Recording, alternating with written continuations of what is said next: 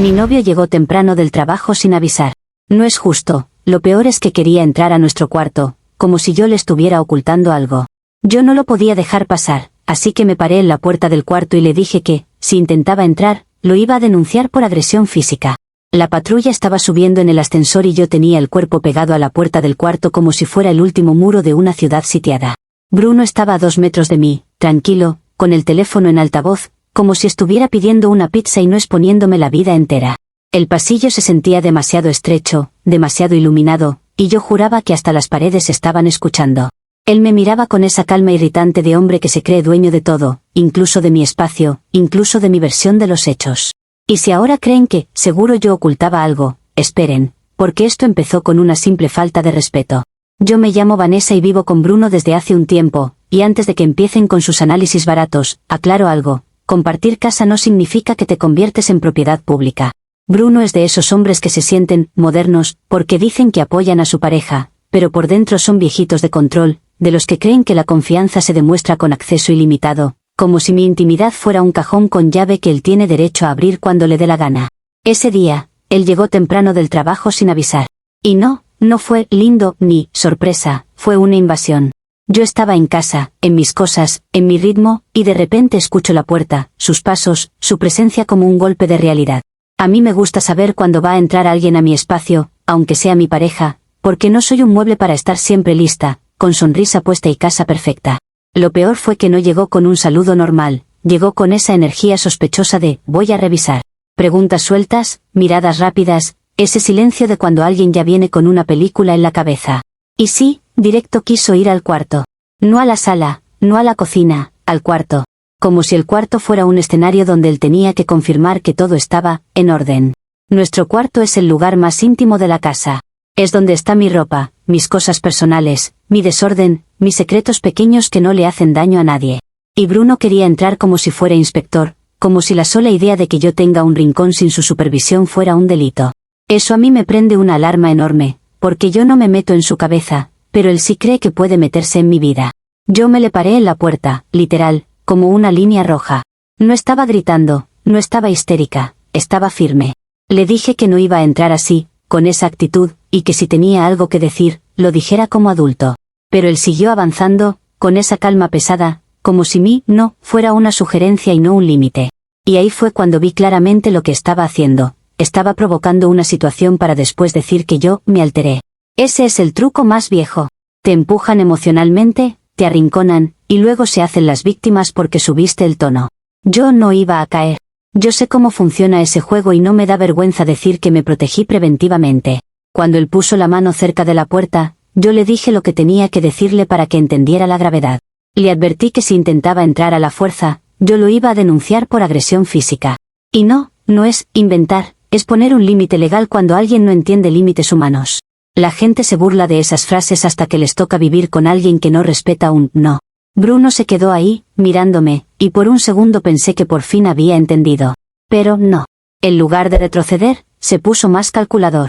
Y ahí vino la parte que todavía me parece absurda. Sacó su celular, lo desbloqueó con calma y empezó a marcar como si esto fuera un trámite. Yo pensé que iba a llamar a un amigo para hacerse el dramático, o a su mamá para que lo aconseje, porque es muy de ese estilo. Pero no. Marcó al 911. Así, con el altavoz, frente a mí, como si estuviera montando un show con público. La operadora contestó y él, con una voz educada y fría, empezó a narrar su versión como si ya la hubiera ensayado. Dijo que su pareja le estaba impidiendo el paso a su habitación y que lo estaba amenazando con denunciarlo falsamente si entraba. Dijo que quería una patrulla para poder entrar a su propia casa con testigos y evitar denuncias falsas. Y mientras él hablaba, yo sentí una mezcla de incredulidad y rabia, porque en su cabeza él ya estaba ganando, ya estaba construyendo el relato donde yo era la loca manipuladora y él el pobre hombre calmado. Lo más sucio fue que lo dijo con una tranquilidad tan perfecta que hasta yo me escuché mal en mi propia cabeza. Porque claro, cuando alguien habla suave, la gente cree que tiene razón. Cuando alguien se defiende con emoción, lo tachan de culpable. Es un truco social asqueroso, y Bruno lo sabe. Él no necesitaba policías, necesitaba humillarme y ponerme en evidencia. Yo le dije que colgara, que estaba exagerando, que era ridículo meter a la policía en algo doméstico.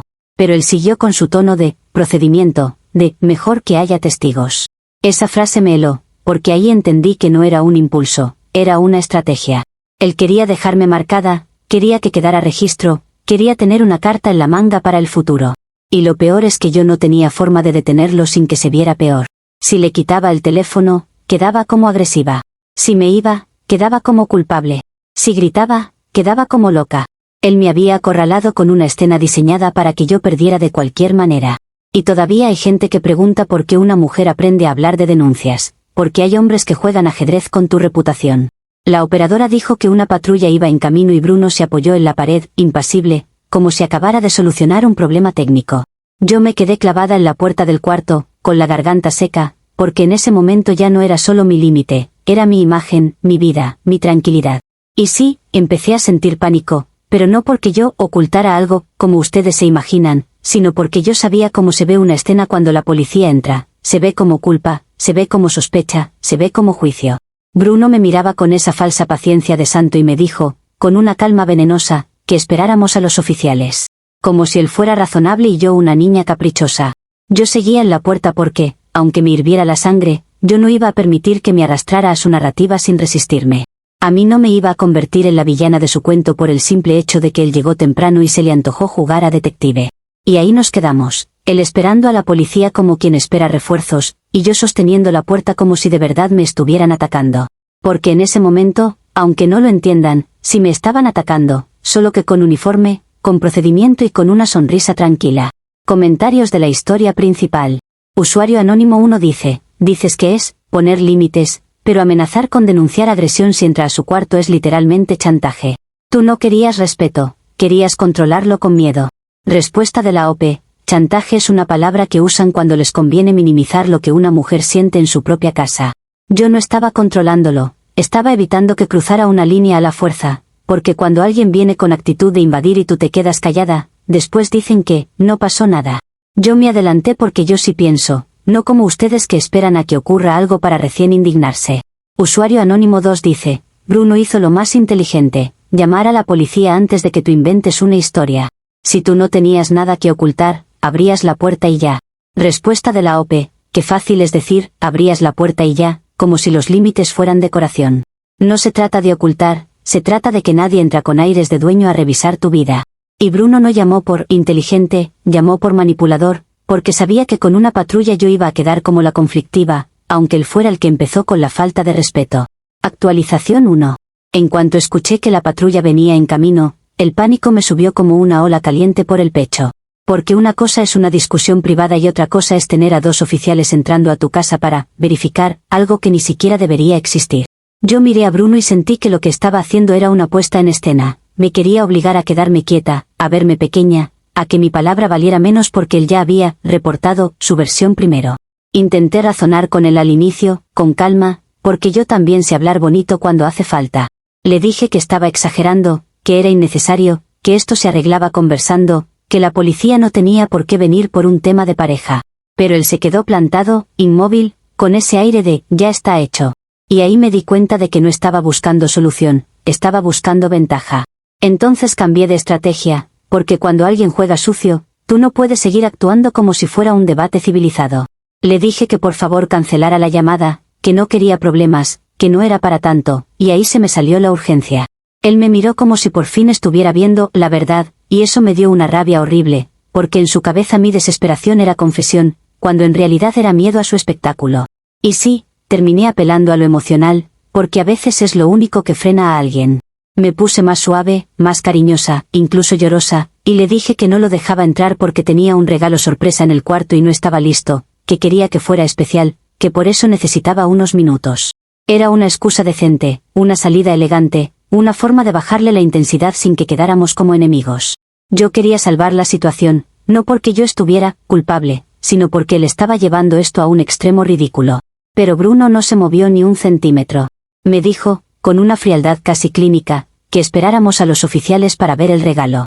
Como si se tratara de un trámite y no de mi dignidad. Ahí me cayó la realidad completa. Él prefería tener a la policía como público antes que confiar en mí. Y cuando una persona prefiere testigos a conversación, ya no es una pareja, es un adversario. Así que me quedé ahí, tragándome el pánico, escuchando el sonido del ascensor, y sintiendo que mi propia casa se estaba convirtiendo en un escenario donde yo iba a salir mal sí o sí. Comentarios de la actualización 1. Usuario anónimo 1 dice, pasaste de, te denuncio por agresión, a, tengo un regalo sorpresa, en 5 minutos. Eres un semáforo emocional. Obvio que él no te creyó. Respuesta de la OP. Lo que ustedes llaman, semáforo emocional, es adaptarse cuando alguien te mete en una situación extrema. Bruno fue el que escaló todo llamando al 911, y yo intenté desescalar como pude. Si yo me quedaba dura, me pintaban como amenaza, si intenté suavizar, me pintan como mentirosa. El objetivo de ustedes no es entender, es atacarme porque les encanta ver a una mujer acorralada. Usuario anónimo 2 dice, él hizo bien en esperar a la policía. Tú misma admites que estabas buscando, estrategia, para frenarlo. Suena a que estabas ocultando algo y te estabas quedando sin opciones. Respuesta de la OP. Ocultar algo es una fantasía que se inventan porque no pueden aceptar que una mujer tenga límites sin que sea sospechosa. Mi estrategia era evitar una humillación pública, no esconder un crimen. Pero claro, para ustedes el hombre siempre es prudente y la mujer siempre es culpable, aunque el que llamó a la policía por orgullo haya sido él. Actualización 2. La policía llegó con esa puntualidad que solo existe cuando el drama es ajeno. 2 oficiales, postura neutral, miradas rápidas, y una calma que a mí me pareció cruel porque para ellos era un martes cualquiera, pero para mí era mi casa convirtiéndose en expediente. Bruno, por supuesto, adoptó su papel de ciudadano ejemplar y les explicó que quería entrar a su habitación, con testigos para evitar una denuncia falsa. Yo lo escuchaba y sentía que me estaban pintando como amenaza solo por defender una puerta, como si la privacidad ahora fuera delito. Los oficiales preguntaron si era el domicilio de ambos, y Bruno dijo que sí sin dudar. Ahí se acabó cualquier margen de control que yo tuviera. Ellos me pidieron que abriera la puerta del cuarto para verificar que no hubiera nadie en peligro, porque al final esa es la frase que lo justifica todo, seguridad. Y yo, aunque quería gritar que nadie tenía derecho a inspeccionar mi espacio, me di cuenta de que resistirme solo me haría ver peor. Así que respiré hondo y abrí, con la mano temblando, pero con la cara lo más firme que pude. El cuarto estaba vacío. Vacío de personas, vacío de excusas, vacío de todo lo que Bruno esperaba encontrar para alimentar su paranoia.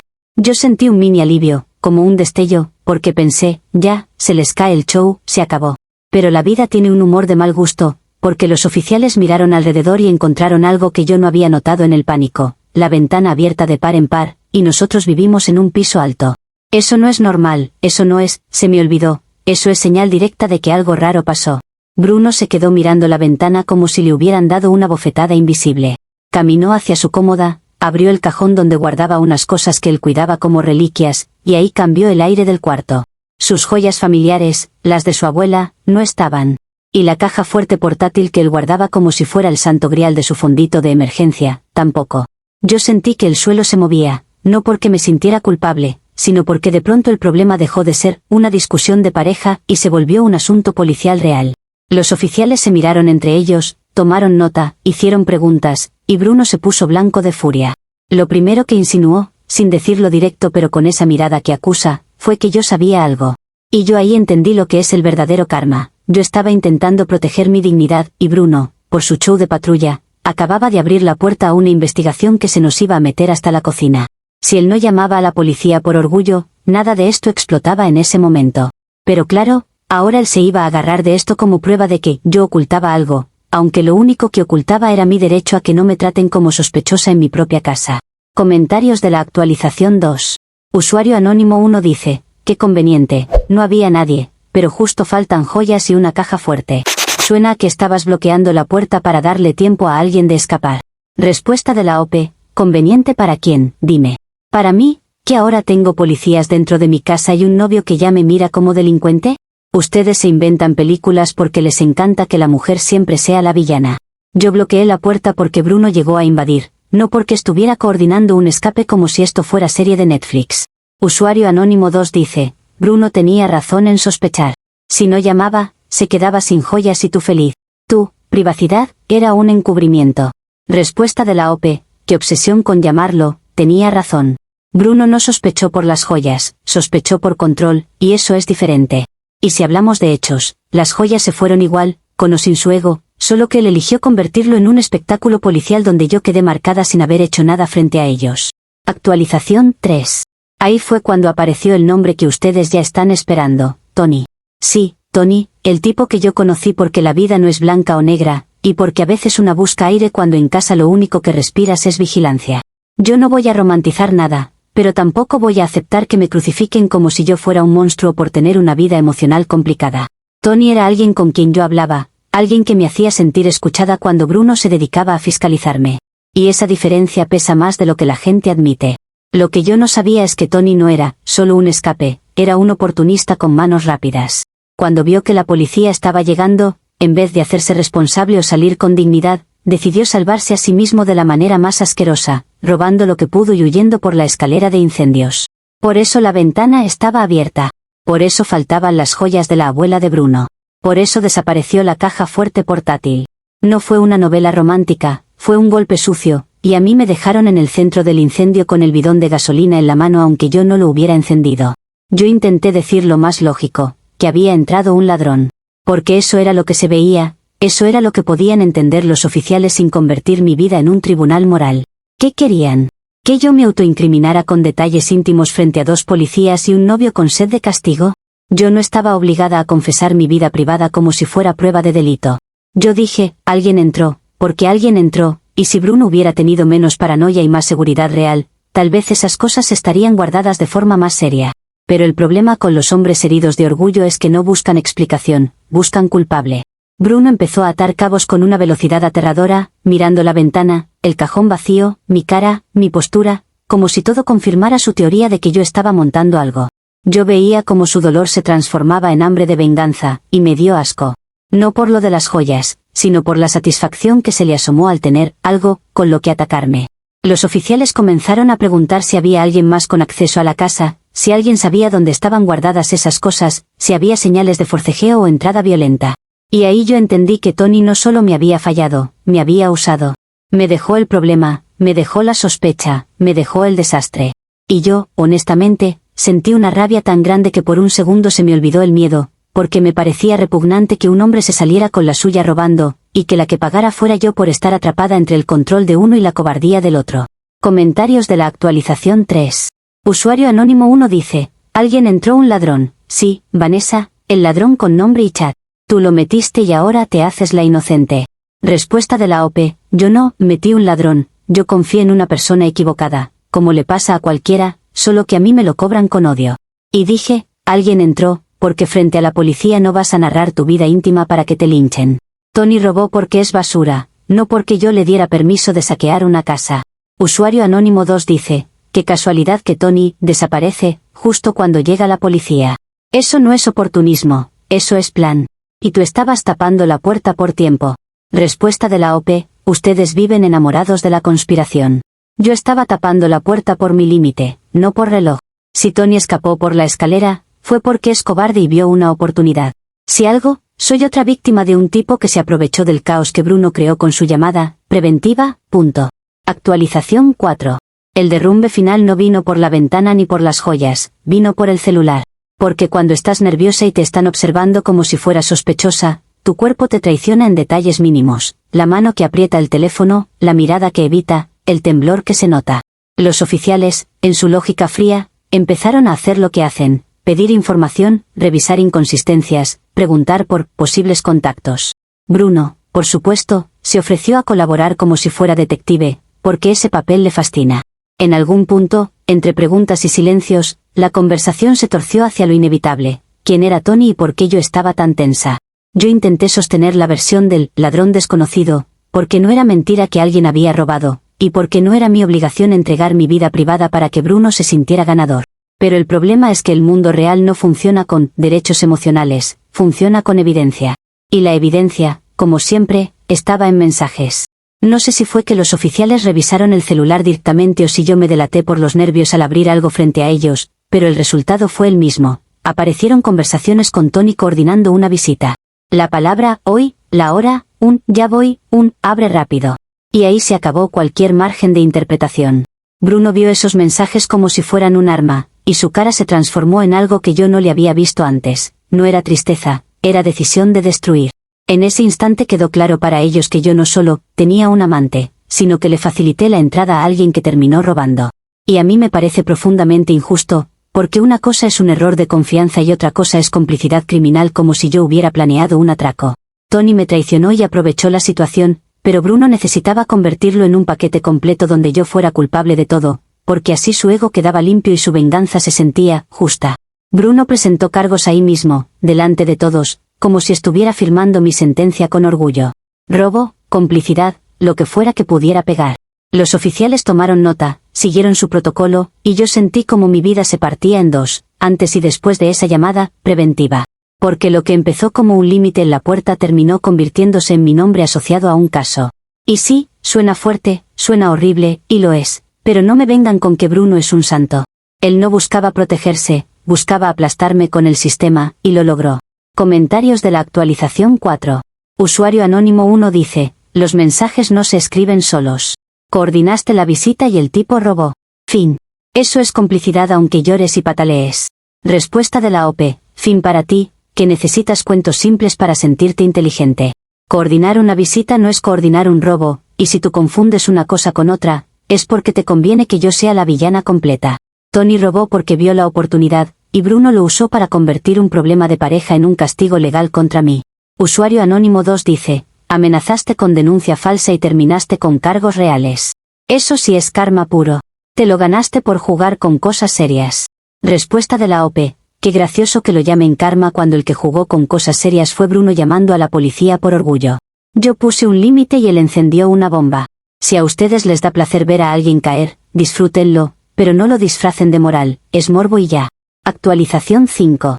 El resto del año se volvió una larga caminata por arena movediza.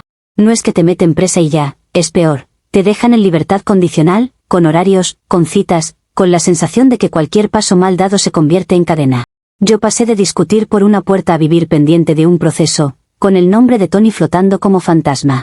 Y Tony, por supuesto, desapareció con las joyas como si el universo premiara a los cobardes.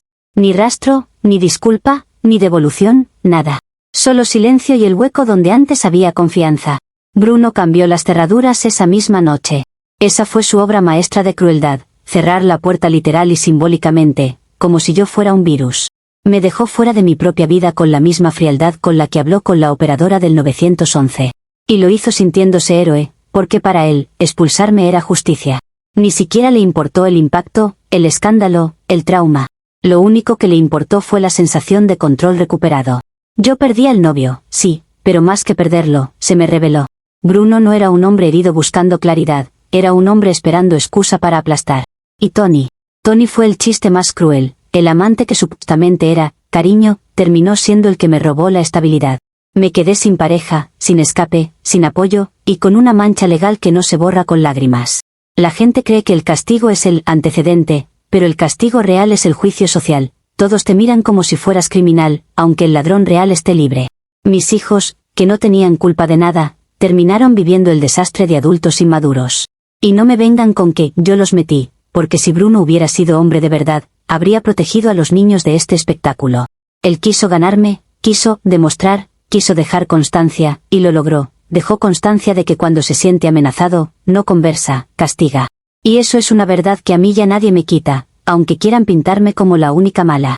Ahora sigo avanzando con la libertad condicional como una sombra y con la certeza de que mi amenaza de denuncia, que era un límite preventivo, terminó convirtiéndose en mi propia ficha policial. No porque yo sea una criminal maestra, sino porque el sistema ama las historias simples y porque los hombres como Bruno saben cómo usarlas. Y sí, quizás suene irónico, quizás suena como película, pero es mi realidad. Yo quise protegerme en una puerta, y terminé atrapada en un caso. Tony se fue con las joyas, Bruno se fue con su orgullo intacto, y yo me quedé con el peso completo de una historia que nadie quiere escuchar sin juzgar. Comentarios de la actualización 5. Usuario anónimo 1 dice, final perfecto, perdiste al novio, al amante y quedaste con antecedentes. Eso pasa cuando intentas manipular con denuncias falsas y jugar a la víctima. Respuesta de la OP, qué fácil llamar, perfecto, a un desastre ajeno. Yo no intenté manipular, intenté marcar un límite ante un hombre que no acepta un no. Si ustedes celebran que un ladrón desaparezca y que la culpa caiga en quien se quedó, entonces no están hablando de justicia, están hablando de ganas de ver sangre. Usuario anónimo 2 dice, Tony robó porque tú le abriste la puerta, y Bruno te dejó porque vio quién eres. No es el sistema, eres tú. Ojalá aprendas algo. Respuesta de la OP, aprendí, claro, aprendí que confiar es peligroso cuando estás rodeada de hombres que solo se cuidan a sí mismos. Tony robó porque es un criminal oportunista, Bruno me dejó porque quería una excusa para castigarme, y ustedes me juzgan porque les encanta reducir todo a «ella es mala». Si eso los hace dormir tranquilos, felicidades, yo sigo viviendo las consecuencias reales, no las moralejas baratas.